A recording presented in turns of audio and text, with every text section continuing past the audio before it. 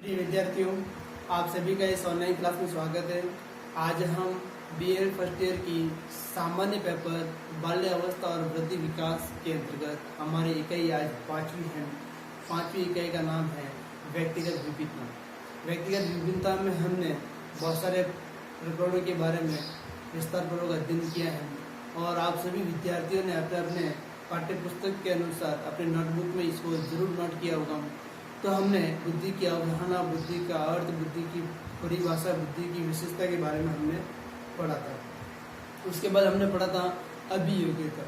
अभियोग्यता क्या होती है? एक प्रकार की पहचान होती है। जो अभियोग्यता की विशेषता हमने पढ़ी थी, उसी क्रम को आगे बढ़ाते हुए आज हम पढ़ेंगे सृजनात्मकता। पढ़ेंगे क्या पढ़ेंगे? टॉपिक का नाम क्या है? सृजनात्मकता।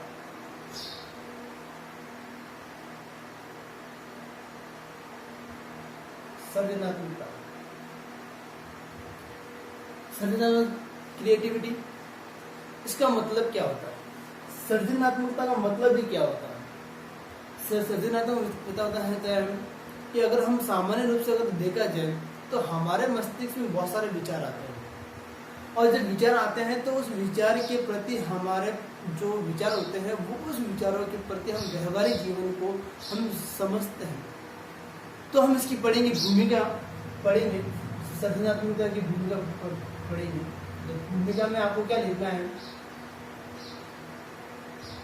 लिखना है अगर हम सामान्य रूप से हम जब किसी वस्तु या घटना के बारे में विचार करते हैं, सोचते हैं कि ये घटना कैसी हुई, तो हमारे मन मस्तिष्क में अनेक प्रकार के विचारों का विकास होता है कि नहीं, ये घटना ऐसी नहीं होनी चाहिए। तो उन घटना के प्रति जो हमारे विचार उत्पन्न होते हैं, जब हम उस व्यवहारिक रूप को प्रदान करते हैं, सोचते हैं, समझते हैं, पक्ष विपक्ष की बात समझते हैं, तर्क वितर्क करते हैं उस बातों के प्रति, उन विचारों के प्रति, तब उसके प्रति हमारे मन में समक्ष सामने वो बातें आ जाती हैं। इस स्थिति में हम अपने विचारों को सकारात्मकता या नकारात्मक को पहचानते हैं और सार्थक रूप में उसके जो प्रति जो घटना घटित हुई है, जिस विषय वस्तु के बारे में हम जानते हैं, उसको व्यवहारिक रूप में लाकर उसका प्रयोग करते हैं। व्यवहारिक रूप में उसको लाकर प्रयोग करते हैं। इस प्रकार की जो स्थिति होती है वो सृजनात्मक चिंतन कहलाती है। जैसे हम किसी के बारे में सोचते हैं। एक एग्जाम्पल देता हूँ। उदाहरण के लिए जैसे जेम्स वॉट, नाम सुना होगा आपने। जेम्स वॉट एक वैज्ञानिक था। तो उसने एक विचार किया, वो किसी घर पे गया। जब वो किसी घर पे गया तो उन्होंने ये सोचा कि एक रसोई की गैस से जो केतली होती, चाय की केतली का ढक्कन ऊपर नीचे हो रहा था। तो उसने उस केतली का ढक्कन बार बार ऊपर उठ रहा था और नीचे गिर रहा था। तो उसमें एक सामान्य व्यक्ति के विचारों में ये घटना घटित हुई कि ये प्रक्रिया कैसे संभव हो सकती है। तो जेम्स वॉट ने सोचा कि भाप में क्या है? शक्ति है। जेम्स वॉट ने सोचा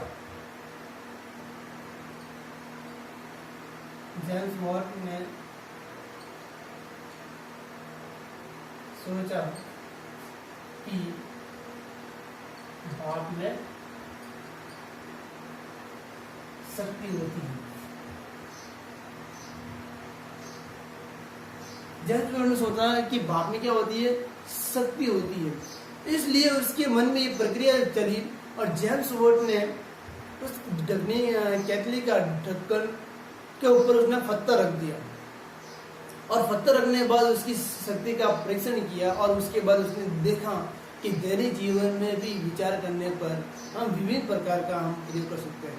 तो जेम्स वॉट ने इस आधार पर, इस निरीक्षण शक्ति के आधार पर उसने ये विचार किया कि ये प्रक्रिया हुई कैसे। तो जेम्स वॉट ने उस भाप की शक्ति का प्रयोग करके एक स्टीम इंजन का विषय बोलते हैं, भाप का इंजन का निर्माण किया और उसमें उसको सफलता मिली। इस प्रकार की स्थिति जो होती है वो सृजनात्मक विकास का मार्गदर्शन करती है। जैसे हम किसी के बारे में सोचते हैं कि हमें एक स्थान से दूसरे स्थान पर जाना है, हमने विचार किया, तो जाना कैसे है? पैदल ही जाना पड़ेगा हमें। तो हम उस क्रिया को करते हैं। जब हम क्रिया समझते हैं कि यहाँ से वहाँ जाने के लिए हमें पैदल जाना पड़ेगा, तो हम उस क्रिया को समझते हैं, करते हैं, तो हम समझते नहीं क्रिया तो आसान है। तो उस क्रिया का निरीक्षण हम अपने मानसिक मस्तिष्क तौर पर एक सामान्य व्यक्ति समझता है, और एक सामान्य व्यक्ति समझने जो क्रिया होती है उस क्रिया में वो सफल हो जाता है, तो वो सृजनात्मकता क्रिया कहलाती है। तो सृजनात्मक क्रिया तो ये होती है कि हम किसी बात के प्रति चिंतन, विचार, तर्क वितर्क, वाद विवाद जो क्रिया करते हैं, उसके माध्यम से जो विचार हमारे मन में आते हैं, उन विचारों को जब हम उस विचारों के प्रति घोर गहन अध्ययन करते हैं, और अध्ययन करने के बाद ये स्पष्ट निकालते हैं कि ये क्रिया इस प्रकार से की जाती है, उस क्रिया को सृजनात्मकता कहलाते हैं। अब आती है सृजनात्मकता की परिभाषा। सृजनात्मकता की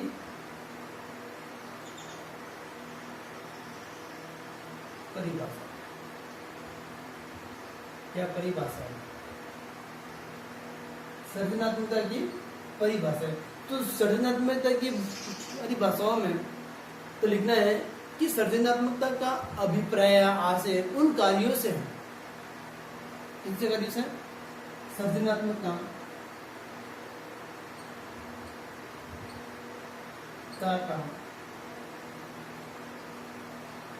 अभिप्राय उन कार्यों से है जिसके माध्यम से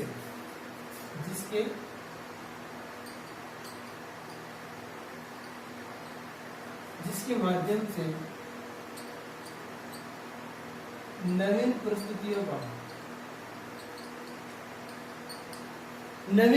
प्रस्तुतियों का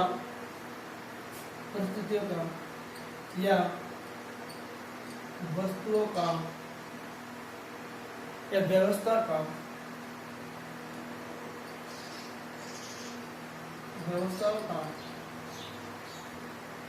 निर्माण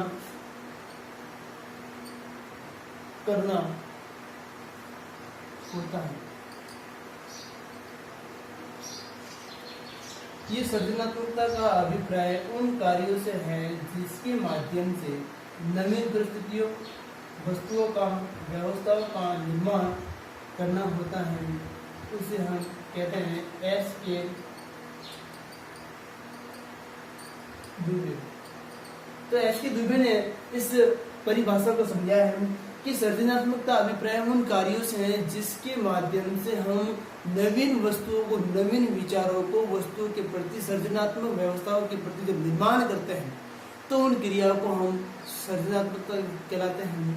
तो इसने भी कहा है, ये श्रीमती आर के शर्मा ने भी कहा है कि सृजनात्मकता का अभिप्राय मस्तिष्क उलगना की प्रक्रिया से। हम मस्तिष्क के अंतर्गत बहुत सारे विचार करते हैं, उन विचारों को, उस विचारों को किसी न किसी रूप में, किसी न किसी विषय के वस्तु के प्रति जब विचार उत्पन्न किए जाते हैं, और उन विचारों के प्रति आधार पर हमारे विचारों के अंदर पूर्व ज्ञान के आधार पर नवीन ज्ञान का विकास होता है।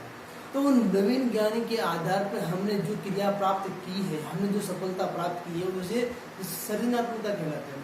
तो प्रिय विद्यार्थियों, हमें सृजनात्मकता का अभिप्राय, भूमिका, अर्थ और परिभाषा समझी है।